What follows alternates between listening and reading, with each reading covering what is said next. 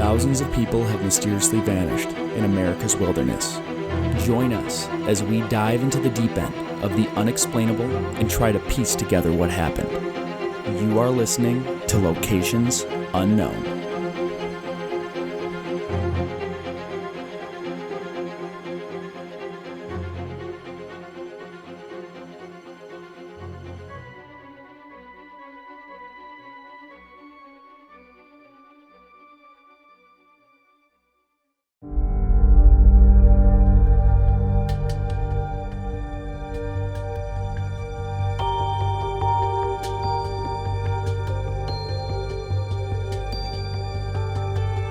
What's up, everybody, and welcome back to another episode of Locations Unknown. I'm your co-host, Joe Irado, and with me, as always, is a man who taught me how to love a woman and how to scold a child, Mike Van de Bogart. Oh, Bill Brasky.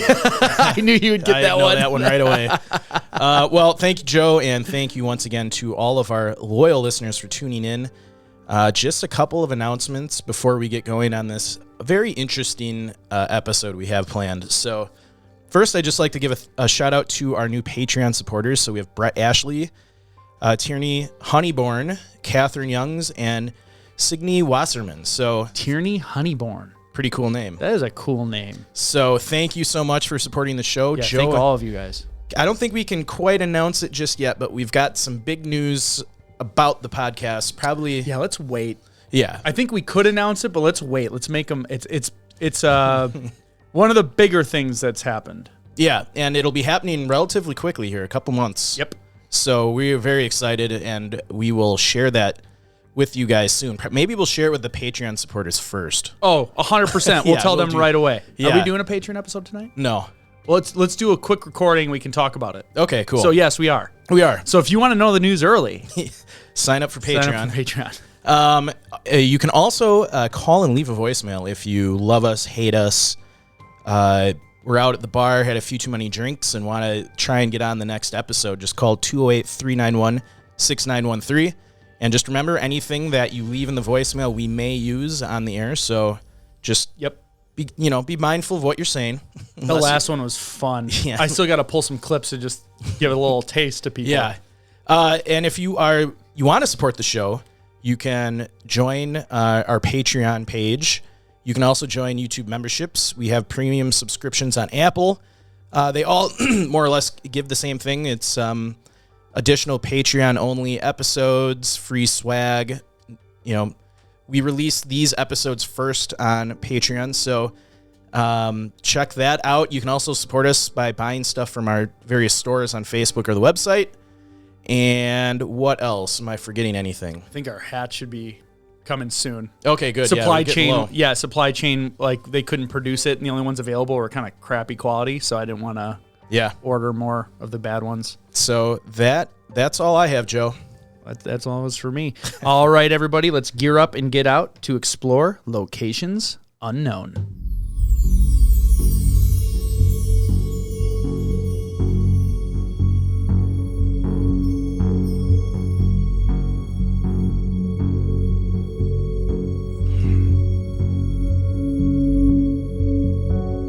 For thousands of years, a mountain in Zimbabwe has struck fear in the hearts of the local inhabitants.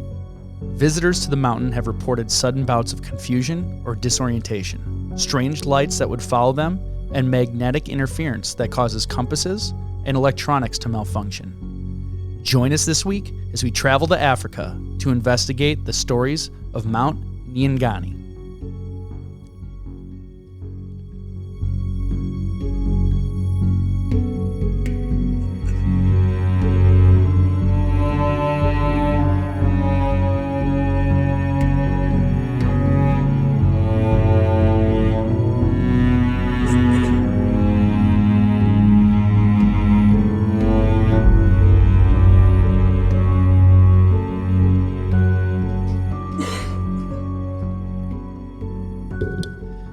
So we are in Africa, which I love Africa. I'll talk a little bit about it, but we're going to Mount Nyangani. And we looked that up and practiced it, and I got it wrong several times after practicing it. Full disclosure, the only word we practiced ahead of time. And that is in the Niangani National Park, and it is in Zimbabwe. It's 182 square miles, so that's slightly smaller than Zion National Park, for reference. It's on the smaller end of U.S. national parks, of the big ones you would think of. So as we said, it's in Zimbabwe in Africa. It was established in 1926. So we're going to do some just some habitation history of the area. So Stone Age artifacts, those are Stone Age that started around 2.6 million years ago and lasted until about 3300 BC. And you know what's crazy with all the stuff that's coming out where they're like re-aging stuff? Yeah. You know what I learned? They can't date rock at all. So we actually have no idea how old rock is. Yeah, don't they typically look for organic matter that's surrounding the rock? Exactly. And date that? Yeah, but the whole idea is if someone dug up a bunch of rock and brought it somewhere else, like, we just don't know. Yeah, I did read that. Yeah, the only way to really carbon date artifacts they find is by, looking at the surrounding material. Yeah. So interesting, though. It is interesting, but it's just making me question everything about archaeology because Yeah. I was not questioning anything about archaeology, and now my mind is blown. I love when new discoveries are made and, things change. It's great that we're constantly improving what we think we know. Yeah, I love it. All right, so those Stone Age artifacts in the forms of tools and small scenes of rock art and some engravings are scattered throughout the entire eastern highlands, including Nyanga. But the most profound and complex rock art is found at Diana's Vow and painted by hunter-gatherers in the late Stone Age. In the Iron Age, that's 1200 BC to 550 BC, ruins attributed to the Middle Easterners from East Africa around the 11th or 12th century BC can be found throughout the park. Additionally, rough terraces from 200 to 800 AD, complex enclosures from 1600 AD, and terrace complexes from 1500 to 1700 AD can also be found in the park. So a very rich history of human habitation in this area of Africa going back thousands of years. Yeah, it's like the cradle of life. I think Neil deGrasse Tyson said it perfectly. If it really is, you'd expect the most diversity there, and it really is true. When you look at Africa, he's like they have the smartest people, some of the not smartest people, the tallest people, the smallest people. Yeah. It's very, very diverse, and I think people just think of them as Africans. Yeah. But it's incredibly diverse. It's such a huge continent, and it's because people have been there the longest. And one of the most unexplored places on the planet, the Sahara Desert, where they might have found Atlantis. Yeah. Have you seen this? I've read about it. We'll have to do another whole episode on that. We need to because it's incredibly... So we did an episode on Atlantis. Yeah, and I remember like back then with that data, I won't go on too big of a tangent, I promise you're looking at me, where I said like, oh, it looked like it might have been off the Azores, and that was a really popular opinion. Yeah. This one like matches Plato's description of a city like almost to a T. Yeah. Except for the actual relative size, which they argue, again, it's someone who's pro this, but said, okay, they got the scale wrong, but literally everything else is right. Well, the fascinating thing I took from that is that I had no idea the Sahara, which is massive, is so unexplored. Yeah. And they basically said it's because of the infrastructure in place is just, it's not able to support large scale. If you're watching the stream, get here. Like, you need planes, you need like supplies for days. Basically like, convoys, kind of like a military convoy with food and fuel. And and that doesn't sound hard, except when you look at the countries that you're in. Yeah. And the corruption and the things. There's just not, the infrastructure is not in place to support a massive archaeological expedition. Yep. But I'm hoping in the future that maybe some billionaire will take this up as his cause in life and explore the Sahara because I think there's a lot of history there. It used to be a rainforest. Yeah. So there's probably tons of ruins there. So it's cool. Anyway, okay, I'm already excited. We're gonna do it. We got to do that show next with all the information that's coming out. So, interesting facts about Zimbabwe. Zimbabwe's former president, Robert Gabriel Mugabe, is one of the oldest and also the longest-serving leaders of the non-royal country in the world. He has served as the leader of Zimbabwe for the past 36 years. He served as Prime Minister of Zimbabwe from 1980 to 1987, and then assumed office as the President of Zimbabwe on the 22nd of December in 1987, and resigned from the office on November 21st, 2017. He was born on February 21st in 1924. So, yeah, he had to run a long run. Yeah. He wasn't dethroned like a lot of the leaders in Africa. Zimbabwe abandoned its currency and is currently using others. This happened after a massive inflation that hit the country in 2008. The country abandoned its currency and has been using the US dollar, the South African rand, and the Botswana pula since April 12, 2009. Allowing currencies such as the US dollar, South African rand, and Botswana pula for use locally in Zimbabwe has helped reduce the inflation below 10% per year. And I was telling Mike before the show, I have $1 trillion Zimbabwe dollars. Yeah, you can buy them on eBay. Yeah, you can buy them on eBay for like $15. I got like a pack of 10. So I have like 10 trillion Zimbabwe dollars. That's how bad their inflation got. Yeah. The name of the country was derived from the fortified trading hub, Great Zimbabwe, which was built in medieval times and was used by people of the Shona tribe. The people of this tribe constitute about 70% of the country's current population. Now, in terms of the land area, Zimbabwe is 3 times the size of England. We have all heard about mermaids, and most of us believe that they are a myth and just characters in children's animations and stories. But in Zimbabwe, there is a strong belief that mermaids exist. In fact, these mythical creatures are often blamed for unfortunate events such as kidnapping, torture, and murder. Not the kind of mermaids I remember. Yeah. Like the Little Mermaid. Yeah. Yeah, but very interesting. I did not know Yeah, it's that. not the mermaid just wondering what it's like to run on the land. Yeah. Apparently they're kidnapping, torturing, and murdering people. I wonder how they do that. I don't know. How they come out of the sea. Maybe they have to give up their voice. Who knows? One of the largest waterfalls in the world, Victoria Falls, is located on the Zambezi River.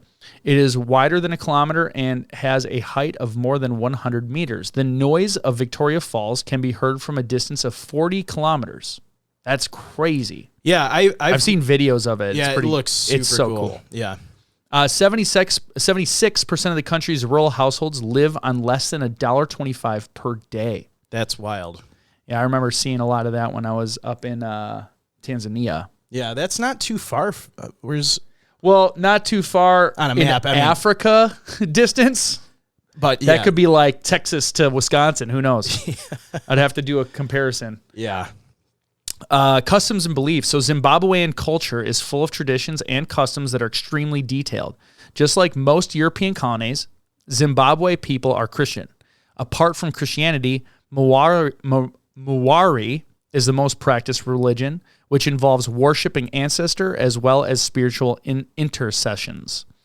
The Reserve Bank of Zimbabwe used to print money to fund the country's budget deficit before early 2009, which led to the hyperinflation. We saw the Reserve Bank print a 100 trillion Zimbabwe dollar note. I didn't know they made 100 trillion. Yeah. I'm cheap. I got the poor people's, just the $1 trillion one. Which currently holds the record for the note with the highest number of zeros in recorded history. Yeah, I got to find this That's afterwards. That's not a record you want. Yeah, I'll post pictures of it if I can dig it. I had it at my desk, and when we moved, I don't know where it went. Yeah. Let's go into the climate. So the weather and the climate of Niangani is compared to that of Zimbabwe in general. Zimbabwe enjoys a temperate climate. The central high-veld plateau has a temperature up to 82 degrees Fahrenheit or 28 degrees Celsius. Lower-lying parks such as Hwange and Zambezi National Park are warmer year-round. Manipul's Matsuadona, sorry, buddy, Matusadona and Ganarzaho are even lower, get hot with temperatures soaring up to 95 degrees or 35 degrees Celsius. I'm going to do just this one. I won't waste too much time because there's a lot of words that I'm going to get wrong. Yeah. I'm going to say Ganarzaho. Let's go with Ganarzaho. Gonarejo. And they're probably wrong too. Yeah. So, during the wet season from November to March, rains usually fall in the afternoon. I bless the rains in Africa. The dry season from April to October is colder. Nights and mornings can be as cold as 5 degrees Celsius or 41 degrees Fahrenheit, but daytime temperatures are still pleasant and sunny. Now in November, this month is very unpredictable, and it might start raining some afternoons. Temperatures between 64 degrees Fahrenheit, 18 Celsius in the morning, and 90 in the afternoon, and 32 degrees Celsius in the afternoon. Parks in the central high-veld plateau will be colder, and parks at the lower altitude will be considerably warmer. So December, January, February, March. These are the wettest months characterized by torrential downpours in the afternoon. Nights and mornings are warm around 64 degrees Fahrenheit or 18 degrees Celsius. Afternoons, 86 Fahrenheit, 30 degrees Celsius, and extremely humid, making it feel much hotter. The dry season spans from April to October, so April and May. This is the end of the summer. Temperatures are relatively cool, typically around 50 degrees Fahrenheit in the morning and 82 degrees Fahrenheit in the afternoon. That's 10 Celsius, 28 Celsius. And the nighttime temperatures start to drop. By May, the rain is almost gone. So June, July, August, be sure to pack warm winter clothes when you go because morning game drives in open vehicles will be cold. And that is what you will be doing because it's awesome. Yeah. The average morning temperature is 6 degrees Celsius or 43 Fahrenheit. Afternoons will be more pleasant, like in the 70s. September and October, heat gradually builds in the peaks in October. The first rains can be in fall by late October, bringing relief from the dry conditions, and that will get in the 90s. Remember, they're below the equator. They're different summer and winter than us. Opposite of, us in the northern. Yeah, that'd be so weird to have your winter in our summer. Yeah. Because I don't live there. So the terrain, it is located within the breathtakingly scenic forests of the Nyangani National Park in the eastern highlands in southern Africa. Its perpetually mist-covered peak gives it an imposing and mysterious appearance. The landscape is dominated by rolling hills studded with huge, smoothly rounded granite whaleback outcrops, which tower over steep gorges and wide valleys. The Pungwe and Hunde rivers run in the valleys below this escarpment, and the Matarazi Falls and Zimbabwe's highest waterfall drops 162 meters into the 762 meters into the Hunde Valley. Most of its terrain consists of rolling downland, sometimes lightly wooded, lying at altitudes between 1,800 and 2,500 meters, which is 6,500 to 7,500 feet. The mountain vegetation is largely composed of heathland around the summit plateau and evergreen forests along the wetter eastern slopes and grassland to the western side. So what types of dangers will we expect? Now, animals, so these are just some of the animals present. Obviously, there's thousands of them in Africa. Buffalo and lion that stray into the area occasionally from Mozambique lowlands. I didn't know buffalo were in Africa. Well, like water buffalo. Yeah, oh, okay, yeah, I know. Okay. Yeah, you've seen those. I keep thinking of like our Great Plains buffalo, and I'm like, I didn't know those were in Africa. Kudu. Well, they could be. We'll probably, someone will. I don't know what half of these are, but kudu, that's an animal in Africa. Reed buck. I think a lot of these are like a clip springer. You could look it up. I think it's kind of like an antelope type creature. Let's see, I think I have shearing pulled up on the stream. I do. Kudu and reed buck are also kind of like I just want to see what a clip springer is. Oh, wow, that is adorable. Look at that thing. It's like a tiny little deer. It's a deer, but look at how tiny it is. Kudu has those crazy straight antlers. If you look one of those up. Kudu. They're huge. That thing is adorable. I want one. Are you sharing the screen? Yeah, I am. Okay. Look at that guy doesn't, something's wrong with that guy. They're tiny. They're tiny. They have like a alpaca face with a deer head and like pointy antlers, but they're like kind of tiny. Kudu. Let's look up a kudu. Oh, I've seen these. Yeah. I've seen those on safari. Those are cool. Yeah, and they're big. And reed buck, I think, is just like a... Oh, yeah, these are huge. Look at this. Yeah. Wow. All right, let's look at... We're already in it. Let's look at reed buck. I'm assuming that's like a deer. Yeah. Yeah, okay. It looks like a pronghorn a little bit. Obviously not, but look at the stripes on that. That's so cool. The layers on the horns. Yeah. That's really neat. All right. Sorry, everybody. They have leopards, hyenas, blue duiker. I'm going to look up that one. And Simango monkeys, blue duiker. I think this is like a little rodent type thing. I looked it up. Oh, yeah. It looks like an anteater nose on a tiny rodent body. Cool. A lot of strange animals. Yeah. It's very diverse. Yes. It's cradle of life. Malaria. Malaria is a disease caused by a parasite mosquito spread the parasite to people when they bite them. Malaria symptoms usually appear within 7 to 30 days, but can take up to 1 year to develop. Symptoms may include high fever, shaking, chills, flu-like illness. Without treatment, malaria can cause severe illness and death. The CDC recommends that travelers going to Zimbabwe take prescription medication to prevent malaria. Depending on the medicine you take, you will need to start the medicine multiple days before your trip as well as during and after your trip. And that medication makes you feel sick. I actually opted out of it when I went to Tanzania. Oh, really? Because the area we were going to didn't have malaria mosquitoes. And I don't know how they know that. Yeah. But I trusted them, and I didn't get it. So, that's but good. Apparently the medication can make you feel just as sick as malaria does. Yeah, which is not great when you're studying mountains. Exactly. And it's obviously not as bad, but it's like the same symptoms. So I was like, I'll take.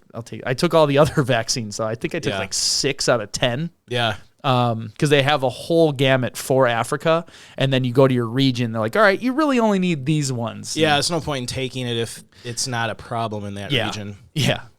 So the CDC recommends that travelers going to Zimbabwe take prescriptions. I already read that part. Yep. Typhoid fever, I did take that one. Typhoid fever and paratyphoid fever are similar diseases caused by bacteria. Salmonella typhi bacteria cause typhoid fever. Salmonella pasteurella bacteria causes paratyphoid fever. People infected with these bacteria can spread them to others. This typically happens when an infected person uses a bathroom and does not wash their hands. The bacteria can stay on their hands and contaminate everything that the person touches, including food and drinks. And they have like the Middle Eastern bathrooms, where it's just a hole in the floor and maybe a hose on the wall if you're lucky to wash it down if you miss the hole. So something like typhoid fever could probably be eradicated with just better infrastructure for hygiene. Infrastructure, cleanliness. Yeah. But, that's not their main concern. A lot of their main concern is survival. Yeah. They're burning manure and stuff to cook their food indoors sometimes. So, typhoid is not a huge concern. No. I remember even eating the food there. I felt more comfortable because of the vaccinations, but they'll have just meat hanging in a window and flies all over it, and that's your food, and you're hoping they cooked it. Well, and something like typhoid is easily avoided by getting the vaccine. Yes. Or, I did get that one. Just using kind of just hygiene practices that here in the United States are pretty common, but it's hard there. There's not a lot of running water and infrastructure. That's what I can tell you. And I was in areas that were better than a lot of the places. We went to a couple places, a couple villages to meet with people just to experience it. Go and all people are awesome. All the people are awesome. They're so nice. They love spending time with us. But you can tell that they need a little revolution there of infrastructure and. Yeah, the sad thing is there's so many of these, afflictions that they suffer through are easily fixed with just. It's mismanagement. It's just I met a couple people there who were there on business at one of the hotels. Yeah. Like safari stuff, hotel chain, local, like people who own it locally. Yeah. That have to deal with the regulatory environment, and they said it's corruption keeps them from growing. Yeah. It's really unfortunate. There was a charity I was looking at that does for malaria something as simple as providing mosquito nets. Oh yeah. They saved millions of people's lives just by giving them nets. And there's this charity I was looking into. I was trying to find some charities to donate to that are around hiking and things, nature, and put them on the website to promote them. And one of them was this charity that just buys mosquito nets and gives them to the real rural areas in Africa. And a mosquito net costs like a couple $. And at their bulk, it probably isn't even that much. And it prevents so many malaria deaths by just putting up mosquito nets at night. Yeah. It's crazy. Yeah. Because during the day, they don't have the issue. Yeah, it seems like it's a nighttime, while you're sleeping thing. So we went to the rainforest one day where the risk was a little higher. Yeah. And the guide literally said, we're going during the day, you're fine. Yeah. He said, if you're at night, the risk is high. Interesting. So, yellow fever is a serious disease caused by the yellow fever virus. Most people infected with yellow fever virus do not get sick and have only mild symptoms. People who do get sick will start having symptoms: fever, chills, headache, backache, muscle aches. 3 to 6 days after they're infected, about 12% of people who have symptoms go on to develop serious illness, jaundice, bleeding, shock, organ failure, and sometimes death. Get the yellow fever vaccine and take steps to prevent mosquito bites. So I did get that one too. Yeah. That was a big one. Other health concerns include dengue fever, hemorrhagic fever. These are just a couple more serious illnesses that you can possibly catch. So the U.S. Department of State lists Zimbabwe as a level 2 of 4 exercise increased caution due to crime. So They just have an issue with opportunistic crimes such as pickpocketing, theft, smashing car windows with intent to steal. That's very common. Violent crimes such as assault, carjacking, home invasion also does occur. Criminals often target foreigners and residents suspected of having large sums of cash. So that's in a lot of places. I mean, go to any, sadly, even in most of our major I was cities going to say, here in the US, the south side of Chicago. Yeah. You'll probably have a worse time than in Zimbabwe. General difficulty in hiking Mount Nyangani. I almost said Niangani. I'd say, so I'll read about that peak, and then I'll talk a little bit about when I did Kilimanjaro. So the peak can be reached in about 1 to 3 hours by anyone of average fitness. This ascent brings a hiker to an altitude of about 7,200 feet or 2,200 meters, and the remainder is mostly walking across the gentler gradients of the summit plateau. The hazards here are produced by bewildering fast weather changes that can switch from sunny skies to thick fog. And under these conditions, several fatalities have occurred due to hikers losing their way, falling down ravines. And these are there are 3 ascents that follow paths. The main access to the mountain is a tourist path from the west. This ascends along the edge of the upper Nyamuziwa. I'm going to put this one in. Just because I want to hear Translate say it. Nyamazwa. Nyamazwa. So, Nyamazwa River and crosses onto the main plateau north of the summit. From there, head south across the plateau to the summit. So funny sidebar here is the other case I was thinking about doing that a Patreon supporter recommended, and I think we will do this case. It's these 2 Dutch women that went missing in Peru. And I was I've read about them. Yeah. And I was reading the story, the case, and just like this one, there are so many names that we would pronounce perfect improperly. Excellent. We'll get all the phone calls. I didn't do it because I didn't feel like trying to figure out all these words, but then I picked this case. Yeah. That's okay. Some of the phone calls we got as a result make it all worth it. Yes. Because we're not intentionally bad at it. It's just we're Midwesterners. Yeah. So we know like Cherokee names. Yeah. Like Menominee. Yeah, we'll go toe to toe with anybody with Wisconsin names. Yeah. They're tough. We have to play those recordings. Yeah. Remember we challenged people on did. Facebook? Yeah. No, we never did the recording. Your mom called. I know. We never played never it. did We it. never Oh. did an episode. I should repost that and challenge people again because I tried getting Charlie Barnes. I was like tagging Charlie Barnes to call in and do it because he's like the Midwestern dude. Yeah. We should repost it now that we have a bigger following. Go on Facebook and look at all the names and call us and read them off, and we'll play them. They'll be fun. All right. The second path that runs up the mountain club of the Zimbabwe Hut. This path follows the east side of the northern ridge before joining the tourist path on the main plateau. A third path runs from the Nianzangu, southwest of the mountain on the old road of the Pungwe River Causeway, or also known as the Pungwe Drift. It branches from Nianzangu Trail and ascends to the base of Tucker's Gap, which has views of the montane rainforest in the southeast of the mountain on a few days when the cloud does not cover the gap. So the mountain can be ascended using the following routes, which do not have paths or markings. I think that's key for when the fog settles in. If you're on a path that has as we keep saying, there is no infrastructure. When you go to our national parks, there's maps, there's signs, there's everything. You get what you get when you go to Africa. And this park actually is one of the more developed national parks, and the government actually is taking steps to make it seem more and more familiar to like what a U.S. citizen would feel familiar with in like a national having park. rangers or things there. Well, having some paved paths and some infrastructure in the park. Okay. So yeah, the northeast ridges. I'm going to skip some of these names just because it doesn't matter. Northeast ridges don't have paths or markings, and then via the little Niangani, the route doesn't either. So the above are all walks or scrambles without rock climbing involved. However, caution is advised, especially in unmarked routes, as the weather may change very rapidly.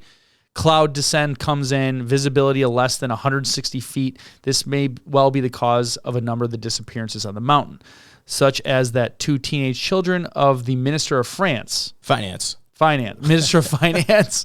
Now, that is no explanation for me saying that, but I'm not going to say their names in that. Tikandepi Messiah. There we go. So I'm going to get right into the myths surrounding the mountain. I had never even heard of this place before I found the stories about this mountain.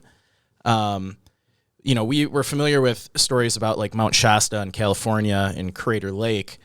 But this mountain is terrifying. I don't think I'd want to go hiking on it ever. I totally would. Yeah. So there is a long-held belief by the local Manika people that a vindictive spiritual presence resides on Mount Nyangani in Zimbabwe. Local folklore says the mountain is a sacred place, long feared by its people, and should only be approached with caution.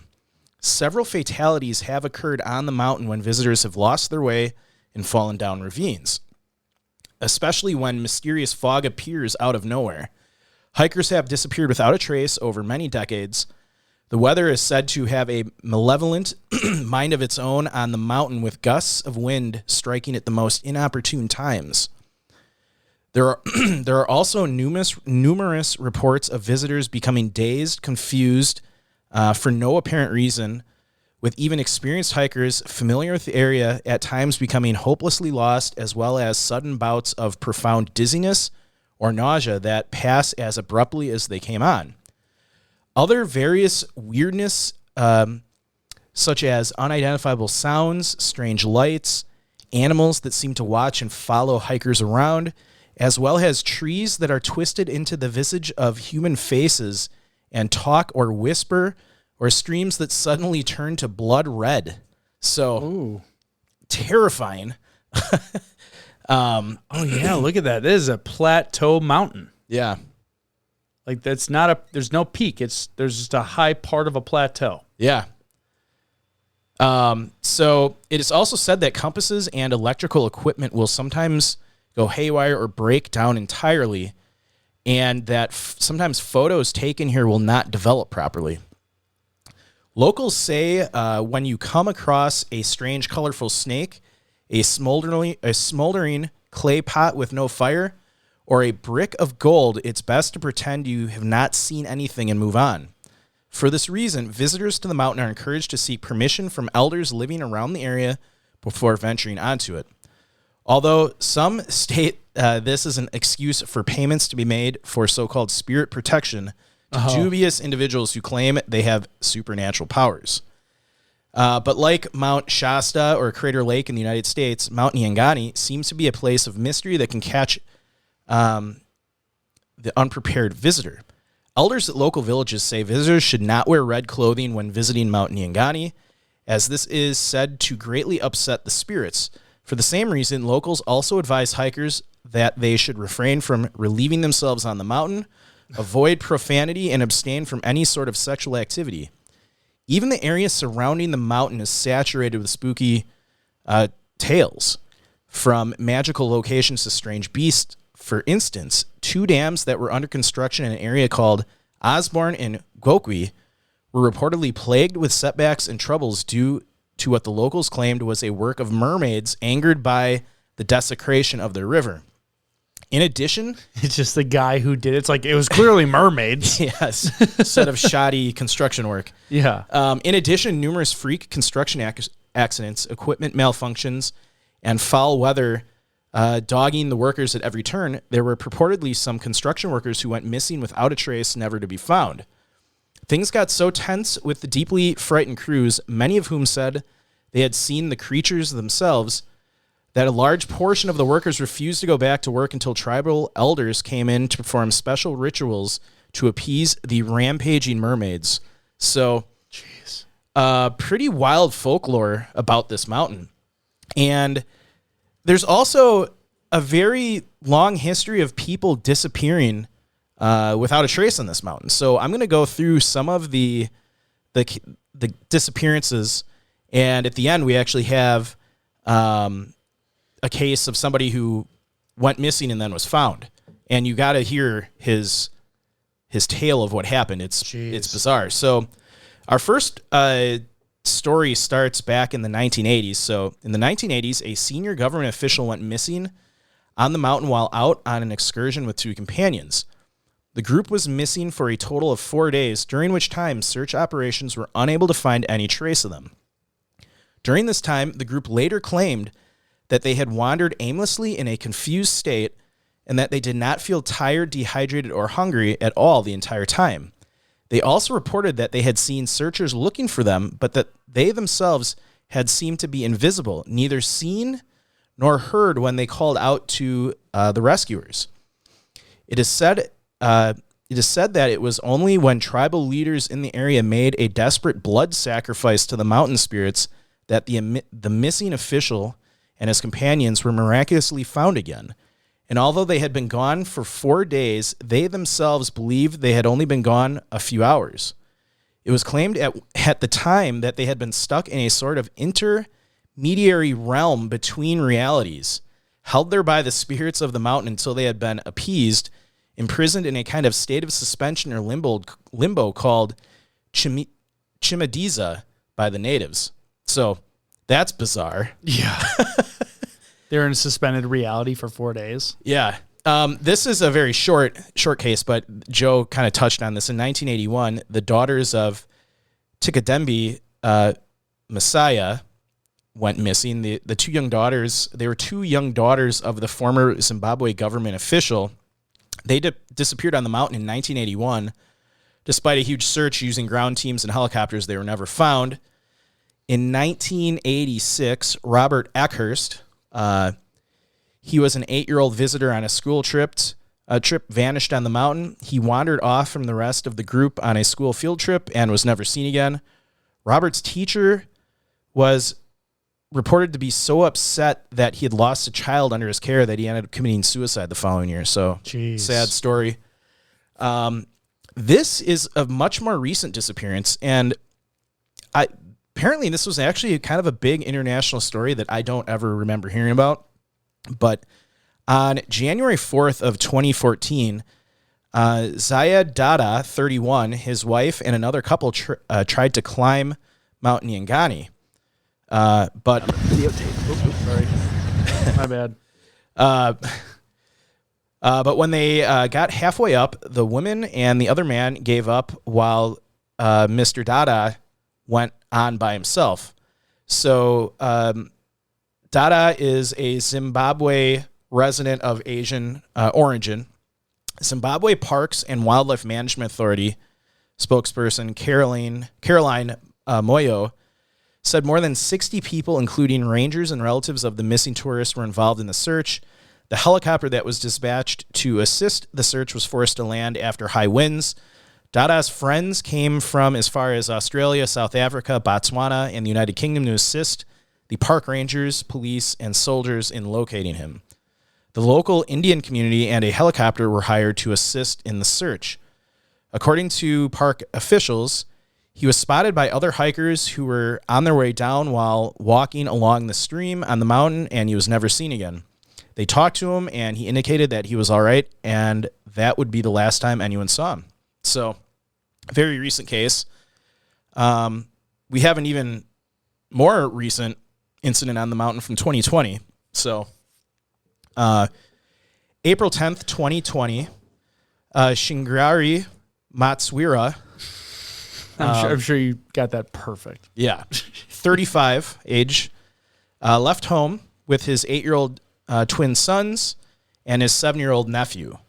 They had gone to Mount Nyangani to recover some lost cattle. The boys had accompanied their father but lost their way after heavy rains suddenly hit the mountain. In the morning, the father made it back to the village, and his wife informed the other villagers that her sons and their cousin had not returned home. A search party was dispatched to comb the mountain. The villagers managed to find the group, and the boys were all unconscious and suffering from hypothermia.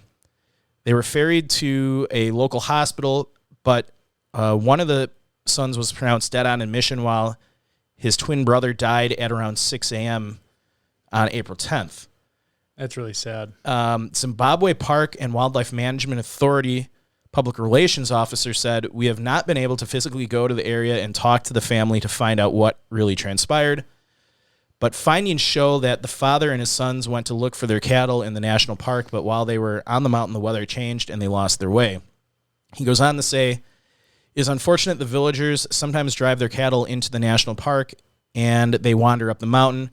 We always discourage this, not only because it can lead to such incidents where we lose human life, but also can spread diseases."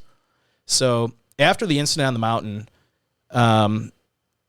officials said, while we were on the mountain, there was a hailstorm and we tried to go. Oh, no, this is the father. So after the incident, the father made a comment.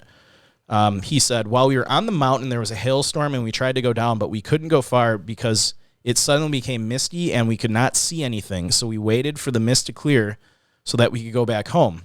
We could not move until the next morning, but by then the children could not walk due to the cold. So I had to go and look for help, leaving them there since I could not carry them on my own. So another sad story. And I think when we get into theories, this will play into kind of one of the more down-to-earth theories. We've got a lot of deep-end theories for this. Yeah, see, I'm just like, I've been like rotating around this mountain. Yeah. And there's got to be something unique to it because it doesn't look too intense. Yeah. At all. Like they said 1 to 2 hours. I mean, here's the parking lot. You can see most of the trail going up here. Yeah. Now, when you get up here, it kind of blends in and you have this giant plateau. But I'm not seeing major crevasses. I'm not seeing anything that would say this is dangerous. More like, oops, I walked all the way over here. Yeah. And I need to go back that way. Yeah. I mean, when we get into theories, I think, yeah, I'm not seeing it, so I'm very curious. I think a lot of it has to do with weather, but it has to be. Yeah. Because on a clear day, you're not getting lost on here. So one of the more famous incidents on this mountain actually happened in November of 2014, and the gentleman that went missing actually was found alive. His name was Thomas Gaisford. He was a second-year human science student who chose to come to Zimbabwe after winning the Wallace Watson Award, which encourages and assists students to undertake expeditions or travels of a challenging nature in a mountainous or remote area. Oh, yeah, the WWA. Cool. I'm just kidding. No, I'm just kidding. Like, wow, you know about that. No, I'm just kidding. So he decided to climb to the summit of Mount Nyangani as part of the award's objective to gain a greater ability and self-confidence in handling physical and mental adversity and a better appreciation of other cultures and the ways of life. Now, I'm going to stop you right there. Yeah. He picked a mountain that takes an hour to summit. Oh, a 1 to 3. Oh, okay.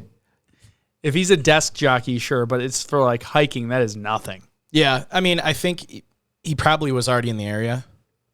Okay. So. All right. But I you know what? I'm going to back up. I should not poop on people. You said 1 to 3, but I mean, if you read about the history of the mountain. Okay, no, I'm backing up. That was a mean comment. And sure enough, he went missing. He won an award. I just, like, if I won an award for doing something super challenging, it would be like Kilimanjaro, which took 4 or 6 days. You're supposed to do it in 12, and a guy died while I was on the summit. Yeah. Like, that was challenging. Well, maybe he already had done Kilimanjaro. Or maybe this is his first time mountain climbing. So I'm gonna withdraw my criticism because that was mean. He won an award. He deserves it. So I'm sorry. Go on. As I was saying, I was like, nah, this is kind of a jerk. We'll cut it out. Nah, leave it. I'm joking when I say that. I know. I'm not cutting it. You're like, you look bad. Everyone's like me. So he encountered heavy fog on his hike down from the summit around 3 p.m. and then lost his way down the mountain, and so he set up a camp and pitched his tent. Then the area was hit with heavy rain, and he tried to sleep while wild animals started wandering around his camp. Tom went on to say, I had heard lots of strange stories about the mountain, but I never believed them. I climbed to the summit of the mountain. It was very difficult, but I endured up to the top. I was caught in a mist. As soon as I reached there, I started getting uncomfortable and scared after heavy rain started falling. The fog engulfed the whole place. Surprisingly, it was in the afternoon around 3 p.m. I could not see anything. I was confused. I lost my way down, pitched a tent. I prayed and slept there for 10 hours. Several scary snakes approached me. I never disturbed them. They came in numbers, but I stood still. Various animals frequented the place, and I could see shining red eyes of several animals staring at me. My character was tested. I remained steadfast. I woke up the following morning after the fog had cleared. I climbed down before I proceeded to Leopard Rock on foot. Gaisford said before he climbed up the mountain, villagers in the surrounding areas of Nyanga had warned him against the idea since Zayed Dada had disappeared after embarking on a similar hike. Concerned villagers had also advised him about other strange and unusual things that took place in the past. Tom said, I tried to put that at the back of my mind. I never consulted traditional leaders before I embarked on my expedition, but I later realized that I should have done that. I'm happy to be alive. There is more to experience. I have learned a lot about Zimbabwe and about myself. Good thing I took it back. So, yeah. I think the most challenging thing about this area is the weather. And I actually, before we get into theories, I just have a couple quotes from people that live. His smart move is probably not continuing to walk. Yeah. Setting up camp and just waiting it out. Yeah. So this first comment comes from an individual who's lived there. They wrote, I lived there for 2 years in Nyanga, and at that time, 3 small children disappeared. It is a beautiful place, but also scary, especially when weather suddenly changed. I did walk a short distance up the mountain, but returned as there is a kind of power, indeed, supernatural force. I was alone, and I suddenly felt uncomfortable. Also near the Montclair cottages, people said that they were haunted. The old chiefs should write down their knowledge before it is gone. So, interesting comment about the area. I'll just read one more. I was born and grew up in Nyanga, Troutbeck area, which lies in the Niangani mountain region. The disappearance of people in the mountains is a mystery. Those who somehow survive and reunite with their families could hardly remember any experience they go through during the period they went missing. They tell absolutely nothing like someone coming off a trance.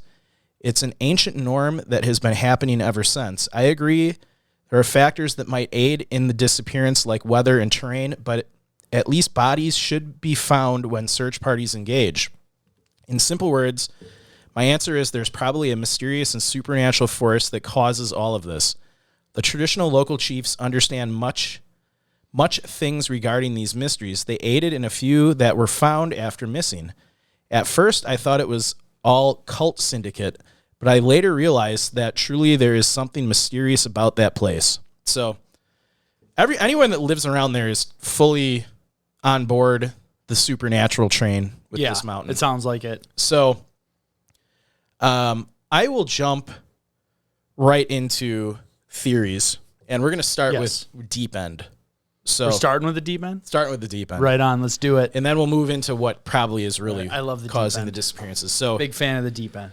obviously, if you've been listening through the whole episode, something supernatural is going on when you talk to a local. So Clearly. The major theory of the locals is it's angry wandering spirits, dark magic, and forbidding zones between dimensions trapping souls. So tribal elders have long warned that it is absolutely necessary to follow the rules of the mountain and to not anger the many roaming spirits that internally guard it. According to the locals, missing people are being held captive by the spirits of the mountain, and that if only they had followed the etiquette, they would have been fine. They also claim that the only possibility of bringing these lost people back is through intense rituals to ask these spirits for forgiveness, and they have urged park officials to cooperate with enacting guidelines to follow the proper sacred methods and rituals calming the spirits of the mountain. Keep going. No, that's it. Okay. No, I have one more off the deep end. All right. So this theory is that there's a subterranean alien base under the mountain. Ooh. And this is totally deep end. This is even, I don't know if this is less believable than angry spirits, but it's up there on that level. So according to remote viewing documentation released by the CIA, this is one of 4 subterranean alien bases. In 1973, a remote viewer verified these 4 bases.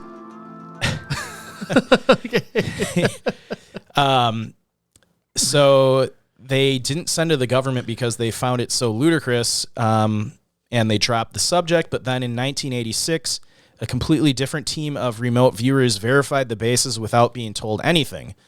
So two separate teams remote viewing Like claim to found the exact same location. And I mean, remote viewing is probably not real. We're in the deep end. So we're going to say deep end. they had two separate groups of remote viewing sessions that found the same base, same location. One of 4 in the world. One of 4 is under this mountain.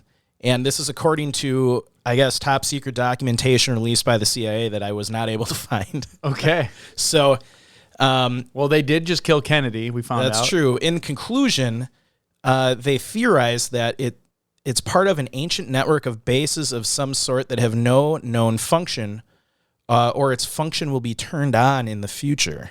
So,